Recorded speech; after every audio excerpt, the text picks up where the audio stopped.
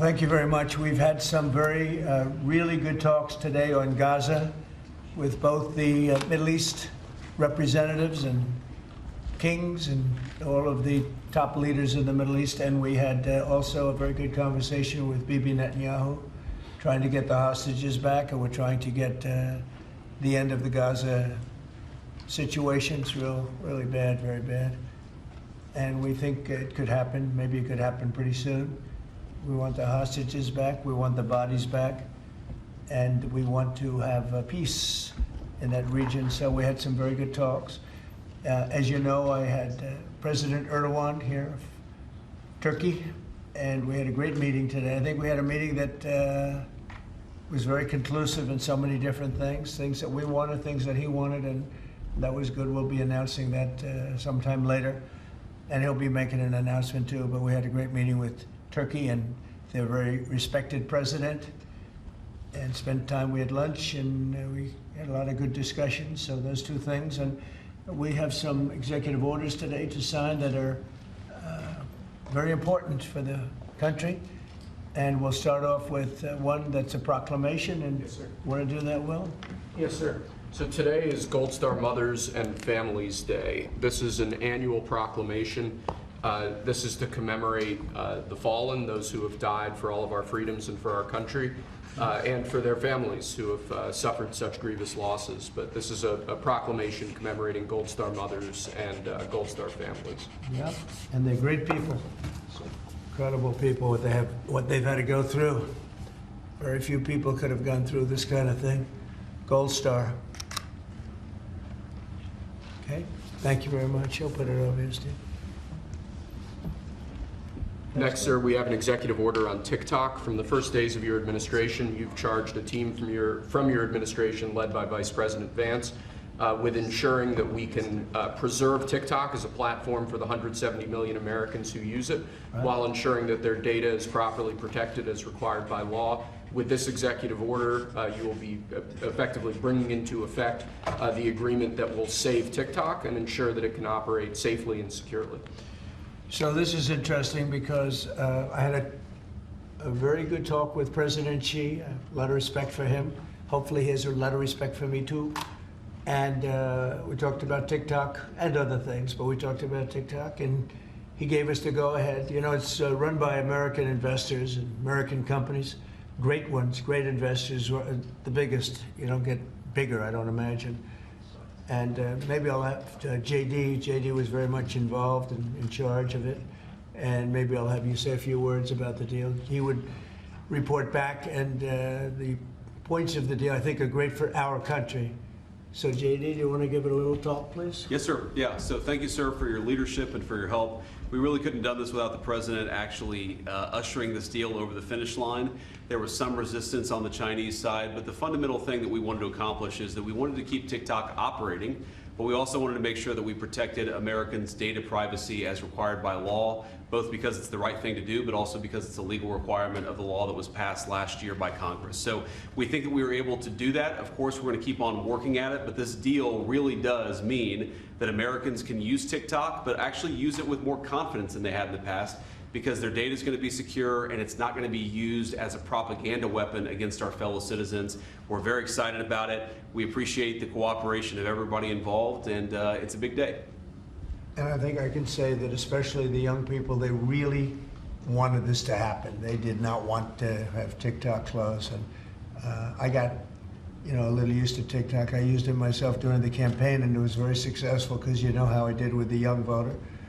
And Charlie helped me a lot too. And he said to me, you should go on TikTok. And it actually had, because we got record votes with the young voter, as you know, for the election. So I was a little bit prejudiced in that way toward TikTok. It was very good and very meaningful, but we have American investors taking it over, running it, highly sophisticated, including Larry Ellison. And Oracle, I guess, is going to play a very big role in terms of security, safety, and everything else. So we have very good controls. And literally, I would get a call from friends of mine who were fathers of young people saying, could you do me a favor? Could you get it approved, please? My son is driving me crazy. So we're getting it done, and they have a big audience, and We have great American investors, and here's your final copy. TikTok. You know, maybe if you want, we could take a couple of questions on TikTok, and then we're going to get onto something completely different, okay? Yeah. Mr. President, Jeff? Mr. Vice President, you mentioned that China was resistant. Can you describe where China is now? Are they fully on board with this, or is there anything more you need I to spoke do? with President Xi. We had a good talk. I told him what we were doing, and he said, go ahead with it. On the algorithm, it's still being leased coming from China. Are you satisfied that there's no security concerns for the Yeah, U.S. that I it would really push am. that it would push disruptive The content? biggest reason is that it's owned by Americans. It's and very sophisticated Americans and people that love the country, and very smart Americans too. So they don't want anything like that to happen. Yes, Yes. please. Thank you. Is there any operational relationship with Chinese entities or staff to execute the deal With who? with the Chinese? I don't think so. Not that I know. No, we're going to be. This is going to be American operated all the way, and great respect for President Xi, and I very much appreciate that he approved the deal, because to get it done properly, we really needed the support of China and the approval of China. Yes, ma'am. Mr. President, now that Americans will have operational control, do you want to see the algorithm suggest more MAGA-related content prioritized? I always like MAGA related. If I could, I'd make it 100% MAGA related. It's actually a good question, but I would, yeah, if I could make it 100% MAGA, I would, but it's not going to work out that way, unfortunately. No, everyone's going to be treated fairly. Every group, every philosophy, every policy will be treated very fairly. Thank you. Mr. President, do you know the valuation? Do you know the American company is going to be valued in the billions? Well, they valued it very highly. They're paying a big number. Do you want to talk, Scott? Do you want to say something about value? Well, I'll let the Vice Okay, President, good. and then JD? I can follow up. And you'll say Sure, something. sure. Well, first of all, I would say all credit goes to the Secretary of the Treasury. Couldn't have got it done without Scott. Also couldn't have got it done without Sean Cooksey on my team, so thanks to them. The company will be valued around $14 billion. We actually think this is a good deal for investors, but ultimately the investors are going to make the determination about what they want to invest in and what they think is a proper value. The most important thing is that it does protect Americans' data security. It ensures TikTok is still accessible. And on this question of the algorithm, which we've heard this a lot, what this deal ensures is that the American entity and the American investors will actually control the algorithm. We don't want this used as a propaganda tool by any foreign government. We want to make sure that our people and our investors actually make these decisions based on what's good for their business, as opposed to what's good for another government's propaganda arm. So that's what we've done with this deal. I think it's very good for the American people. And as the President said, young people love this. We actually want everybody to access this, whether they're MAGA or not. We just want it to be fair. We want it to be fair to everybody, and we think that's what's going to happen with this new arrangement. Well, the U.S. government, I'm And sorry. just to follow up on the Vice President, there were two pieces to the transaction. The Vice President's office has worked since the spring for the commercial transaction between the investor groups, and then Treasury and a group including the Vice President's office were in Madrid 2 weeks ago to negotiate with the Chinese. And it was a result of President Trump's close relationship with Party Chair Xi that we were able to get this across the line. We created a framework for Party Chair Xi to agree, and then on the leaders' call, the Xi and President Trump discussed the final arrangement. So it was 1-2, and that was the final piece. Will the U.S. government get any kind of annual payment as a result of this deal? Taxes, going to make money, and we're going to get a lot of money in taxes. You know, China wanted to see this go. It's a great legacy for China, too. I thought President Xi was great in terms of his approval. We probably could have done it a different way, but it wouldn't have been the same. Wouldn't have been the same security at all, but I appreciated that he approved it. It was So nothing aside from taxes, there's no part of the deal that is like a payment to the U.S. government? Well, we're going to be announcing different things, but the U.S. comes out great. And I think China comes out great because they're going to have a very important legacy. And they have many other deals. You know, they have deals with us, and they have deals in here in this country. And, you know, they want to be treated fairly also. So, Mr. President and Mr. Vice President, the U.S. company could change the algorithm to push different content? Is that? The U.S. company will have control over how the algorithm pushes content to users, and that was a very important part of it. We thought it was necessary for the national security element of the law. We also just think it's important to protect American users. Again, we want users to use this platform the way they want to. We want the business to make decisions about content based on the interests of the business and based on the interests of the users, and that's what we think will happen with this new arrangement. And they're paying a lot of money, and I think hopefully it's going to be a great deal. They're very sophisticated people. You'll see a list. Have you seen a list yet of the people?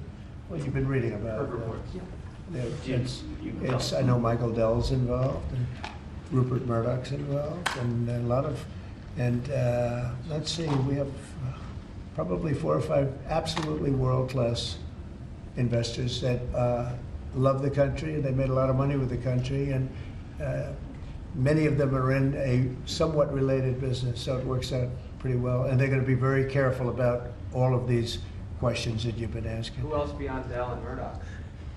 Well, it's a blue chip group of investors, and we'll be announcing more about who exactly is involved in the deal in the days to come. Oracle's playing a very big part. That's right, sir. And Oracle really understands this. And I think they're actually, and they've been involved for quite a while running it for the people, the previous people. And so it's really, I think it's going to be very well protected. Very, very prestigious deal, actually. On that point, Mr. President, as the President said, Oracle has actually had a role in housing the data for a long time, even when the entity was controlled by the ByteDance organization in China. So Oracle had a pretty interesting perspective on what was necessary to actually create true data privacy protections for Americans. They were a very important part of getting this thing done. Mr. President, you told us a couple of weeks ago you thought that the security concerns were overrated, but were there legitimate concerns when it comes to safety? From my standpoint, no, because the people that own it are, you know, they're not China-centric, they're USA-centric, and they're very smart people. I guess you could say it about everything. Everything is, what's secure nowadays? Things that you think are totally secure turn out to not to be, but I think in this case, it's going to be as secure as you can be because of the ownership and the people. And they have a big investment, you know, it's to their advantage to make sure it's good and safe. Yeah. Anybody else? Do you have a question? No, behind you? Well, I just want to say, do you think this move and getting this deal done, Mr. President, do you think this honors the legacy like of Charlie Kirk? You mentioned that he specifically pushed you to get involved with TikTok in your campaign. It helped you win young voters. Do you think this deal honors him in a way? Well, I think it's a good thing. It's a good sign. We're doing very well, as you know, with the trade deals. We're doing very well with China, and a lot of them. We were never treated properly. We were for 4 years, actually, but we were never treated very properly by other countries, and we're doing well. We've never done this well. We have, because of the tariffs that are coming in, the deals that are being made, $950 billion in one case. $950 billion, where previously they paid nothing. We have, as you know, in Japan it's $550 billion. South Korea is $350 billion now. That's up front. And one of the things I can say, I announced it lightly before, but we're taking in tremendous amounts of money with tariffs. We've never seen anything like it. No country's ever seen anything like it. I'm going to devote a little bit of that money, a little bit of the tariff money to our farmers. Our farmers have been incredible. They're the ones that let us survive and eat and enjoy our lives, right? Eat too much, maybe in some cases, like mine. But I will tell you, we're going to take some of the tariff money, relatively small amount, but a lot for the farmers. And we're going to help the farmers out a little bit because during this transition period, a period where we're taking in incredible amounts of money, we'll have a little bit of a shortfall with the farmers until the tariffs kick in, because they haven't kicked in for the farmers yet. And I decided before, and I spoke to all of the people here, that I want to make a contribution out of the tariff money, a small percentage of it, but it's a lot for the farmers. It'll make the farmers feel very good, just help them through the transition. And ultimately, they're going to be making a fortune. They will be one of the top in the whole world in terms of percentage gotten from the tariffs we're taking in. But we have so much coming in, it's a very small thing. But I want to in fact, just get the word out to the farmer. because they'll be struggling until the transition's complete. Then after that, they're going to do, I think, better than they've ever done before. Last time I said, get yourself a larger tractor and more land. And that was when they were doing very poorly, and they ended up doing that, and they did very well. That was with the deal we made with China. Unfortunately, Biden forgot about the deal, and he never enforced. I enforced it till the end, and China was very honorable. But when Biden came in, he didn't enforce it. So when you don't enforce a deal, they don't do it. So it was terrible. Biden was very bad to the farmers of our country. So we're going to be doing that. It's an honor to do it, too. Brian, did you have a question? Yeah, I was just going to say, what's your message to the millions of small businesses here in the U.S. that really rely on TikTok to reach their end user and to market their service and their Well, products? thank you for that question, because honestly, we were getting hit up. They use it for virtual advertising, and they pay very little for it and nothing for it. And small businesses have become very successful because of TikTok. And we didn't think of that, you know, when everyone's saying, oh, TikTok and this and that. But over the last 6 months, I was called by so many people saying they're going to go out of business if they can, because they use it virtually as a advertising tool. And without it, they wouldn't have anything. They wouldn't be able to get the word out about their good product or whatever it is they're selling. So it's a very important thing for small business. It's another reason I wanted to do the deal so bad. So let's go to another subject now, if we might, okay? And Will, Mr. President, can please. I ask you about farmers? About the farmers? Yes, go ahead. What does that look like? Is that going to be direct checks to farmers, or is it going to be Well, we haven't taxes? decided that. We'll be dealing with Brooke Lane and the Secretary of Agriculture, and we'll figure out how to get money to the farmers. And again, this comes out of the large amount, hundreds of billions of dollars of tariff money that's pouring into the country. The tariffs, remember when I said a long time ago, I said it's the greatest word, it's my favorite word in the world, then I had to say, I was forced to say other things, and of course rightfully so, love, family, religion. So I think I put tariff number 5. I was forced, because the fake news did a big number on me, it's one of those little, but let's say it's my 5th favorite word, the word tariff, but it's making our country very rich.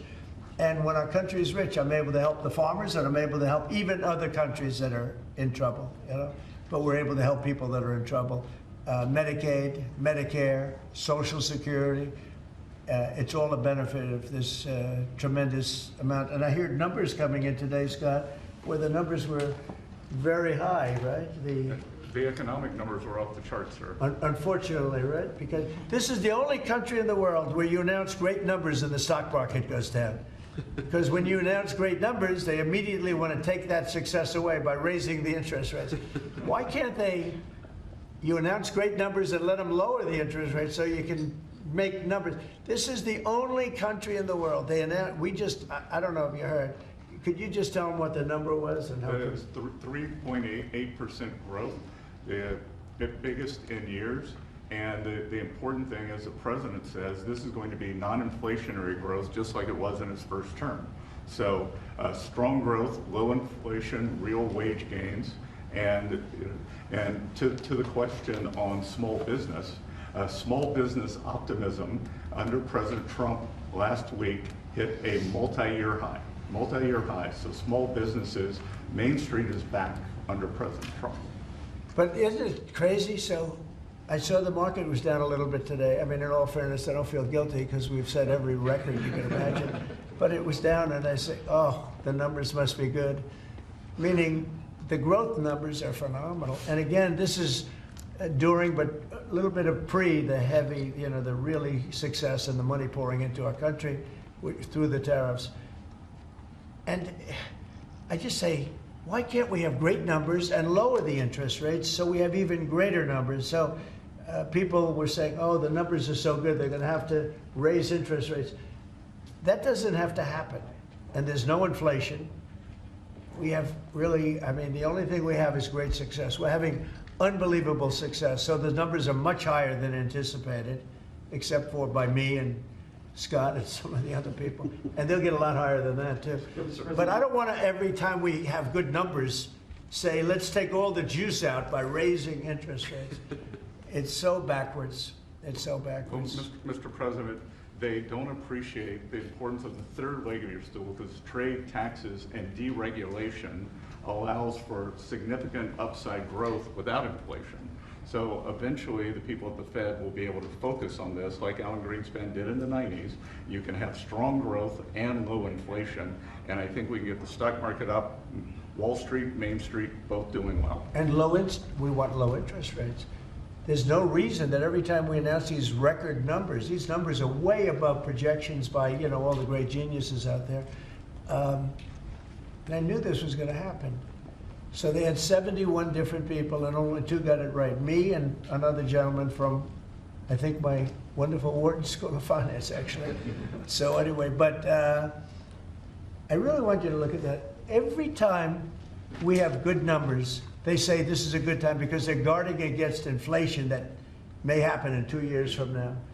We have to change our thinking. We should be rewarded for good numbers, not penalized. So, Mr. President, is that 3.8, is that the start of a 3% growth for the Well, entire year? you know the number was projected at 2, because we're in a little bit of a transition period, but that transition period's ending faster than we thought on tariffs.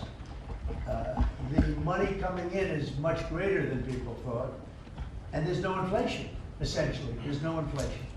We just went through the worst inflation in the history of our country under Sleepy Joe Biden.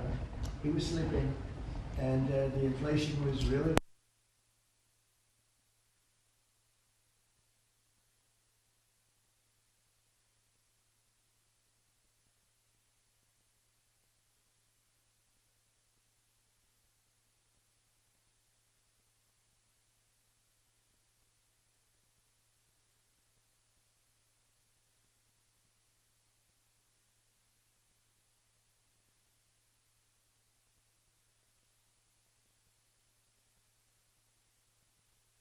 for all the leaders in the Middle East, who are great people, and we're getting pretty close to having a deal on Gaza, and maybe even peace, which would be the first time in about, what, 2,000 years? In the region, I'd say the first in, Steve, what would you say, first in 2,000 years, or maybe 1,000? 2 millennium.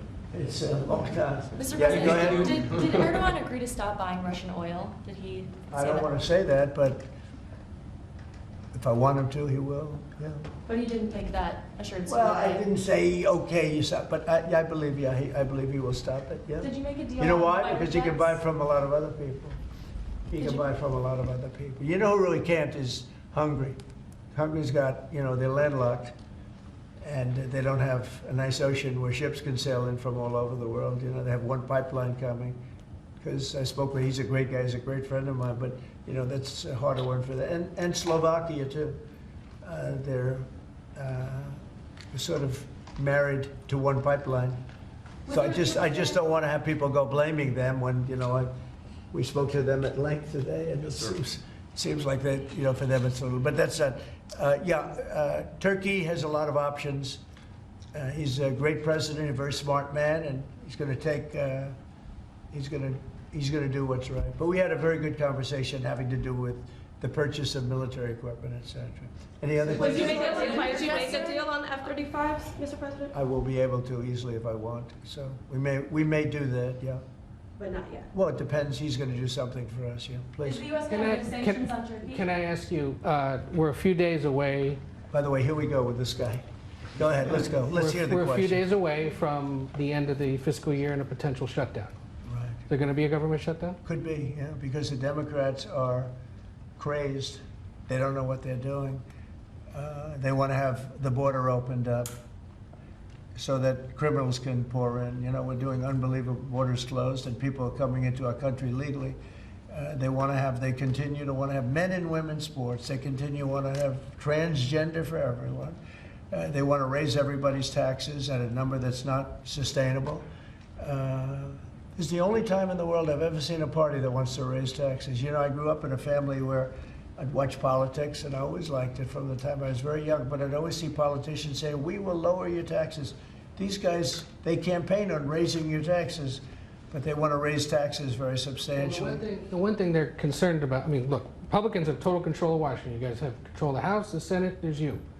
But you're Well, going when to you need... say control, so We need 60 votes for Exactly. this, and we have 53 Right. Republicans, so And the we one need thing- 7 Democrats. And those 7 Democrats and others are asking for an extension of a tax credit on people who get the Affordable Care Act and some other government-backed health care. So are you willing to negotiate on that What issue? they're really asking for is they want to pay for illegal aliens that have come into our country by the millions and get onto the rolls, and they want to pay. And our people don't want to do that. Our people are taxed enough. You know, we just approved the largest tax decrease ever in the history of our country, including the extension of the previous Trump tax cuts. The tax cuts that we just approved, they want to use those tax cuts to give the money to illegal aliens, people that came into our country illegally and that are leaving the country. So why not You know, there's been a negotiate- self-deportation because of what we've been doing that's been incredible. Okay, yeah, please. Secretary Hexer is inviting military leaders from all around the country on Tuesday. Will you also be there? From all around the country to what? All around the world. Virginia. He's He's inviting the generals and admirals to Virginia for a big meeting. They're Do you not know sure why why. he's Well, I know, Why is he doing I it? love it. I mean, I think it's great. Let Do him you be know the friendly. topic? Let him be friendly with the generals and admirals from all over the world. Is Why there is a there specific something? reason why No, but is there Mr. something wrong with it? President, and what is it about? Will you be there personally as well, and what is it about? Well, I'll be there if they want me, but why is that such a big deal? I mean, the fact that we're getting along with the generals and admirals from all, remember, I'm the president of peace. It's good to get along. It's good, you act like this is a bad thing. Isn't it nice that people are coming from all over the world to be with us? It's Yeah. not Mr. particularly President, unusual that generals who report to the Secretary of War and then to the President of the United States are coming to speak with the Secretary of War. It's actually not unusual at all, and I think it's odd that you guys have made it into such a big story. Is it a big story? I mean, I don't think it is, sir. I would think it's, no, but isn't it a good story? I mean, you know, we're respected from all over the world as a military force. You know, I rebuilt the military during my first term, even though we gave a chunk of it away to Afghanistan. But we're talking Afghanistan too, by the way, about Bagram and about that. But that's a very small amount compared to what we rebuilt it by. But I rebuilt the military, and we're very respected. We have the strongest military anywhere in the world without question. We have the greatest equipment in the world. We're selling the equipment to other countries. And a lot of generals want to be here and they want to look at they're also going to be touring equipment sites. They're going to be talking about the newest weapons, et cetera, et cetera. But I think it's great when generals and top people want to come to the United States to be with our now called Secretary of War. Does everybody like the name? I do. You said something Yeah, really but- interesting this week about Ukraine, that you thought Ukraine could get back all the territory that Russia had taken. Yeah, they have a shot at it. What, because what Russia, prompted you to change your thoughts on well, that? because I've been watching the way what Russia's been doing. I'm very dissatisfied with what Russia's doing and what President Putin is doing. I haven't liked it at all. He's killing people for no reason whatsoever. And they are doing very poorly, considering they have put it all out on the line. Their economy is going to hell. They're bombing the hell out of everything, and they're picking up a very little territory, if any. In fact, they're losing some territory.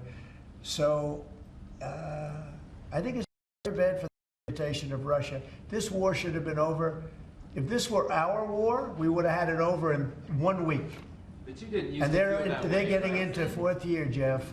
They're getting into the 4th year now. 4 year of fighting, and you see what they've taken. In the last month, they've taken very little, and you've been reporting on all the bombing, all the drones all over the place. 900 drones coming into certain areas like Kiev in one night. And with all of that work, they've taken over very little. So now I'm very disappointed in President Putin. I thought I solved 7 wars. In fact, we have a great leader coming. We have the Prime Minister of Pakistan coming and the Field Marshal, Pakistan. Field Marshal is a very great guy, and so is the Prime Minister, both. And they're coming, and they may be in this room right now. I don't know, because we're late.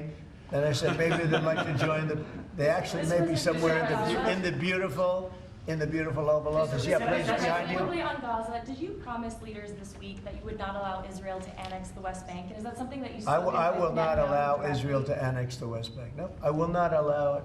It's not going to happen. Did you speak with Netanyahu about this Yeah, directly? but I'm not going to allow it. Whether I spoke to him or not, I did. But I'm not allowing Israel to annex the West Bank.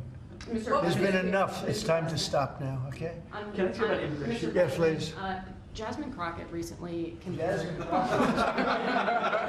recently, I think. Remember what I said? Is she a relation to the late, great Davy Crockett? I don't think so. Jasmine Crockett, let me tell you, before you even ask, she's a very low IQ person. I mean, if we ever had to pass an aptitude test, that's the one should take one because she shouldn't even be in the crowd. So I have no idea what you're going to, but I don't think we should waste our time. This is a low IQ person who I can't even believe is a congressperson between her and Ilman Omar and the group. You know, I met the head of Somalia. Did you know that? And I suggested that maybe he'd like to take her back. And he said, I don't want her. Okay, what else? Go ahead. Let's hear what Crockett said. All right. She compared ICE raids to slave patrol. I want to ask you. To slave? To slave patrol. I want to ask you if you think that there should be consequences for members of Congress who make these types of comparisons or use this type of language. Well, I think she's gone over the line, and I think a lot of the people. Look, the Democrats have become radical left lunatics. They have policies that nobody's going to buy. And, you know, I see what's going on in New York. We're going to have perhaps a communist mayor because it's split up. You know, if the people would get together and have one candidate, they'd have, I think, a pretty good chance. But it looks like maybe they're not going to do that.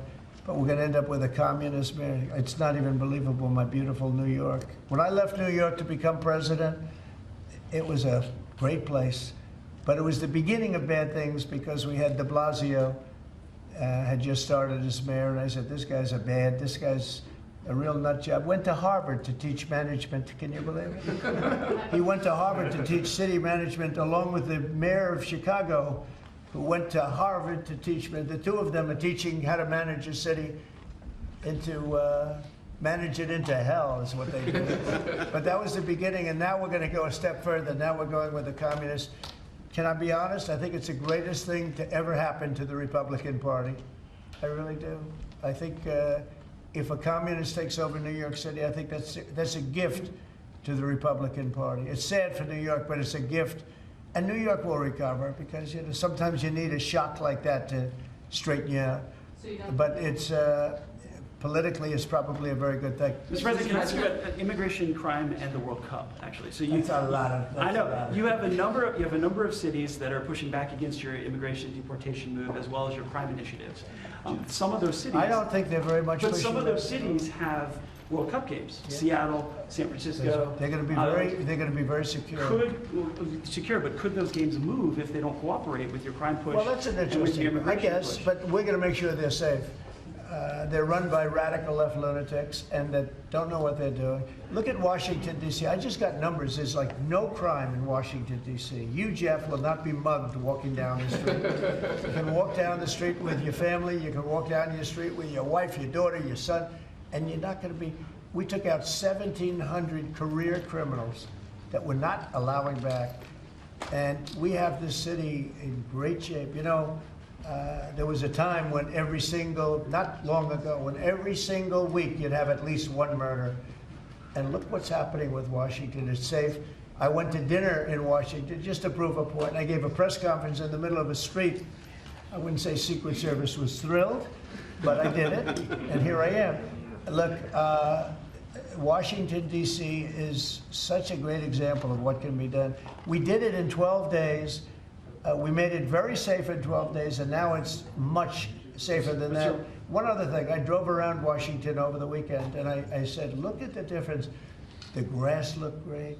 Everything looked great. You know, we had a lot of our National Guard, and we didn't ask them to do it. They did it themselves. They're proud.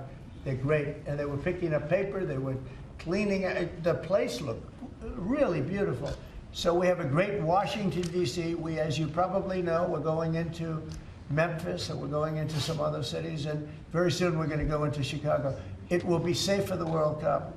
If I think it isn't safe, we'll move it into a different city. Absolutely, we'll take the world. If I think it's not, it's actually a very fair question. If I think it's not safe, we're going to move it out of that city. If, like the governor of Illinois, who is, you know, look, between last week and the week before, 11 murders, and 38 people were shot. Then he gets up and he says, this is a very safe, and then he says crime is better. The reason crime is better is because Cash put, about 5 months ago, a whole team of FBI people there to get ready for when we go in, and they've lowered it a little bit, you know, like 20, 25%, which isn't good enough, but it's a good start. But that was only put there because they're preparing for us to go in. And they've done, by the way, they've done a good job. So then Pritzker gets up, we've lowered crime 25, it's because the FBI was there. So, no, if any city we think is going to be even a little bit dangerous for the World Cup, or for the Olympics, you know, where they have Olympic overthrow, right? But for the World Cup in particular, because they're playing in so many cities, we won't allow it to go to, we'll move it around a little bit. But I hope that's not going to happen, yeah. Mr. President, Director Patel this morning indicated that the shooter in Dallas had been using an app to track ICE. Does your administration have any plans to take down those apps or get them removed or any sort Well, of I can't tell you about that, but it tells you when they want to wear masks or they want to hide a little bit, why that's so important. But these are great patriots, the ICE, and what a tough job they have. What an unbelievably tough job they have. And think of it, what are they doing? They're taking hardcore criminals out of our country and putting them back. These were largely criminals that were given to us by Joe Biden and his group of radical maniacs that surrounded this desk, just like these people surround the desk now, but they're not maniacs, they're pretty solid people. Thank you, sir. I'm glad I prefaced. But they're great. We have a great cabinet. We have great people. And he didn't have great people. He had terrible people. Look at Afghanistan. Look at the people he had running our military. That could happen. The most embarrassing day in the history of our country was Afghanistan. And 13 young people died. They don't ever talk about the 38 that were horribly wounded with legs and arms and everything else, really horribly wounded. So the country's respected like it's probably almost never been respected before. I think we're respected at a level, and a year ago it was a dead country. We had a dead country a year ago. This country was dying. It was really in bad shape. Let's talk about the next subject, shall we? One of the most powerful deterrents we have to violent crime is the death penalty. As you said, your administration has taken bold, decisive steps to ensure that Washington, D.C. is once again a safe and secure city for its residents and all who visit. This is a presidential memorandum that directs your Attorney General and your U.S. Attorney for the District of Columbia, Judge Janine Pirro, to fully implement the death penalty here in Washington, D.C., where the evidence and facts of a case indicate that the death penalty should be used. Okay? Everybody understand? Death penalty in Washington. You kill somebody, or if you kill a police officer, law enforcement officer, death penalty. And hopefully there won't be that. So again, it's way down. I mean, we have had week after week after week where we haven't had a murder. I said that the other day in front of the president of Poland. The press was here, and I said, ladies and gentlemen, I'd like to announce that Washington, D.C.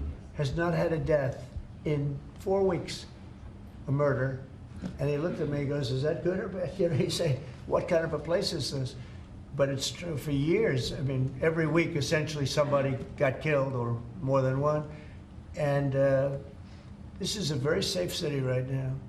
We don't play games. You know, it's interesting.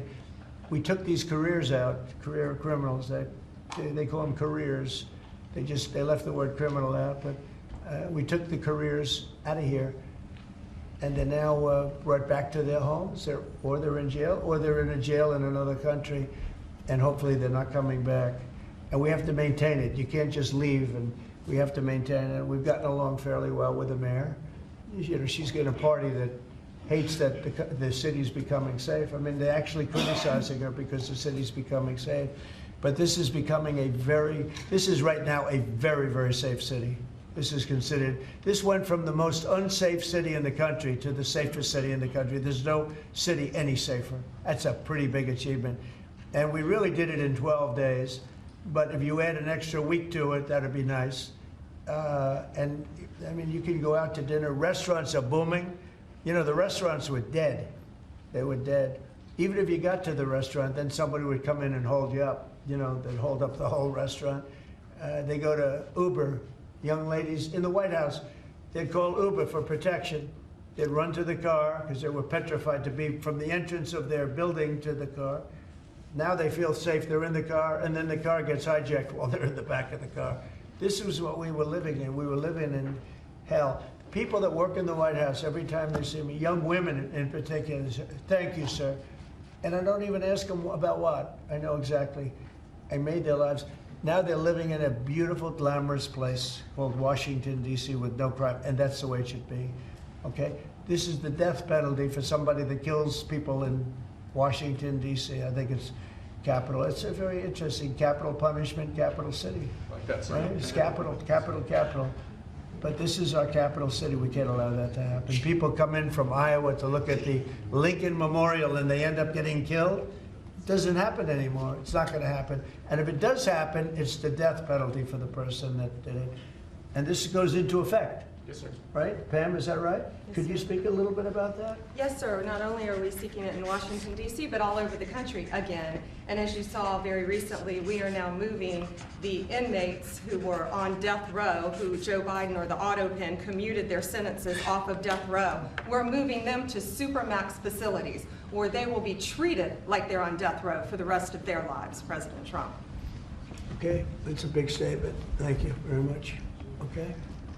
I see some of you shaking your heads very positively. Thank you, Brian. Thank you, fellas. You said on the campaign trail that you were for the death penalty if anybody, an illegal, killed a U.S. citizen or a police officer. So this just reinforces your campaign promises. And most people really like it. And Washington, again, it's going to serve as a beacon because you have to do it. These are bad people. When you look at that guy, the guy that killed the young lady in the train in North Carolina, that he'll be in trial for years, years, years. He'll get a good lawyer somewhere along the line. Somebody will come along, and what he did to that young lady, and she went into that train scared. You know, when she went in, the way she sat down, she was scared to just be there. She just wanted to not pay any attention to anybody, just not be noticed. And she had her throat slit. We don't want that in this country anymore. We're not going to have it in this country anymore. Thank you very much. Next. Lastly, sir, this is a presidential memorandum on countering domestic terrorism and organized political violence. In recent weeks, months, and years, we've seen a tremendous upsurge in some highly visible, but also other acts of domestic terrorism and organized political violence being perpetrated by radical, politically motivated groups all over the country. What this presidential memorandum will do is set off an administration-wide response to that, ranging from the Joint Terrorism Task Forces to other components of the Department of Justice, to the Department of Homeland Security and Department of Treasury. We're looking at interdicting these groups, preventing them from performing acts of violence, and also looking at sources of organization and funding and support that prop them up and allow them to do the acts that they have been doing. We're looking at the funders of a lot of these groups, and you know, when you see the signs, and they're all beautiful signs made professionally, these aren't your protesters that make the sign in their basement late in the evening because they really believe it. These are anarchists and agitators, professional anarchists and agitators, and they get hired by wealthy people, some of whom I know, I guess, you know, probably know them. And you wouldn't know it. You're at dinner with them, everything's nice, and then you find out that they funded millions of dollars to these lunatics. Steve, could you say a couple of words? Yes, Mr. President. This is a very historic and significant day. This is the first time in American history that there is an all-government effort to dismantle left-wing terrorism, to dismantle Antifa, to dismantle the organizations that have been carrying out these acts of political violence and terrorism. What we have seen, if you look at whether it be going back to the riots that started with Black Lives Matter and all the way through to the Antifa riots, the attacks on ICE officers, the doxing campaigns, and now the political assassinations, these are not lone, isolated events. This is part of an organized campaign of radical left terrorism. It is structured, it is sophisticated, it is well-funded, it is well-planned. There is really no parallel like this to anything else in the country right now. There is an entire system of feeder organizations that provide money, resources, weapons, and when they're attacking ICE officers, they're attacking federal buildings, or they're isolating public officials for harassment, doxing, intimidation, and ultimately attempted assassination. It is all carefully planned, executed, and thought through. It is terrorism on our soil. Because of this executive order, Cash and Pam are going to have the tools they need, working with Scott, to take these organizations apart piece by piece. And the central hub of that effort is going to be the Joint Terrorism Task Force, or JTTF, which sits inside the Federal Bureau of Investigation. But for those at home who are worried about terrorism in this country, they need to understand, because of President Trump's strength, because of his vision, because of his leadership, we are now going to use the entire force of the federal government to uproot these organizations root and branch. And again, that's only possible because of President Trump and his leadership. Thank you. Steve Cash, please. Yes, as Steve was saying, Mr. President, thanks to your leadership, crime is going downward in a tremendous fashion, and that's what we want for every city in America. And the FBI's premier flagship enterprise, the Joint Terrorism Task Force, are honored to lead this initiative with our partners at Treasury and Homeland Security, because our citizens are being attacked by, as Stephen said, organized violence, and it's being paid for, not by them, by other people. So what we are going to do, combining forces as Scott and I have done in these last few months, is follow the money. People and organizations have collected funds and put them out into the streets of America and organized violence across our country. And thanks to your recognition of this and this executive order and the AG's leadership to lead out and prosecute these individuals, we are properly going to chase them down like the domestic terrorists that they are, and our streets and our communities are going to be safer because the JTTF and the FBI and Treasury and DHS and DOJ are going to combine forces like never before to root out this new evil that is perpetrating our criminal activities across our societies. And we are just so thankful for your leadership and recognition of it. It's not easy to do. Good job. Thank you very much. Who Pam? specifically do you want to target? What? Besides Antifa, is there a specific group or person you're targeting with this? Any organized group. Any organized Any organized group who are committing these crimes, and we're working with the Secretary of Treasury. You know what law enforcement has told us under President Trump's leadership? He's taken the handcuffs off law enforcement. They can do their jobs now, thanks to you, President Trump, and that's what's happening. And all of these agencies that Cash mentioned, we work hand in hand together. Our prosecutors were following the money with Treasury. We're working with Homeland Security. Cash's agents, all of our agents, DEA, ATF, U.S. Marshals, combined are working, and with state and local government, to take these people off the streets who are jeopardizing lives. Just so can I just illustrate this? So I was talking with Cash and Stephen about this a couple of days ago, sir. So I believe it was in Oregon where you had a federal building where there were men in black ski masks who were committing acts of violence, who were shutting down a government building. To the president's point, they don't come from nowhere. These are paid people. This is organized. They're committing acts of political terrorism on American soil. And it's time we had a government that looked out for the American people rather than the people who are committing violence against the American people. When you go out to Portland and you see what's happening in Portland, this is like nobody's ever seen anything like it. Every night, and this has gone on for years, they just burn the place down. And you know, the shop owners, most of them have left, but the few shops that are open, they just use plywood and just like 3/4 inch plywood. They don't put storefronts in because they know it's going to be burned down. These are professional agitators. Right. These are bad people, and they're paid a lot of money by rich people, some of whom we know. I'm sure I know some. I don't. If I knew, I wouldn't associate because I'll be in trouble. Because Pam will say, "Why are you associating with this person?" But I will tell you that these are bad people, and they're paying a lot of money, millions of dollars. But take a look at Portland sometime. These are wild. These are crazy people, and they're trying to burn down buildings, including federal buildings. And on my list of things that I want to do before we finish up with the cities, because I think we're going to whip the cities back into shape, and we have to. We cannot let our cities, and that's a small example, but it's the most violent example. It's every night, and they've done it for years. You think maybe at some point they made their point, and what are they doing? But we're going to get out there, and we're going to do a pretty big number of those people in Portland that are doing that. They're professional agitators and anarchists. They're actually anarchists, yeah. Just so we Go can ahead. Why don't you defend? Let's see you defend them, Jeff. No, I'm not defending anyone. I just want, so that we can just explain this in our stories, could you name a couple? You don't explain it right, though, Jeff. Go ahead. Let's go. Maybe let's give you another chance. Go ahead. Antifa, Soros. What names are we talking about? Well, Soros is a name certainly that I keep hearing. I don't know, but Soros is a name that I hear. I hear a lot of different names. I hear names of some pretty rich people that are radical left people. Maybe I hear about a guy named Reid Hoffman.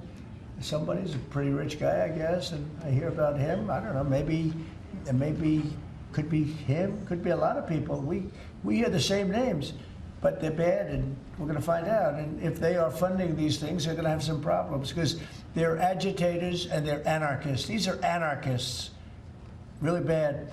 Okay, yeah. Mr. General, Mr. President, can you comment on, Mr. President, I'm with the Center Square. Sarah Roderikovich is my name. Sarah, there's also, as you know, Antifa is not just a domestic terror, or now a domestic terror organization, it's also international. I know the Netherlands is looking at also designating them a terror organization. Right. Have you been working with your intel community and your DNI to possibly expand that to making them, designating them an international terror organization? Yep. It's an international, in many cases it is international. Mr. On Antifa, if someone takes to the streets of America and says they're Antifa, what happens to them? What will happen to them? Well, I'd say the maximum under the law, and we'll see. Now, if they kill somebody, we just signed a death penalty, so it depends where it is, but if they kill somebody, which they do, I mean, people are dying. You go out to Portland, people die out there.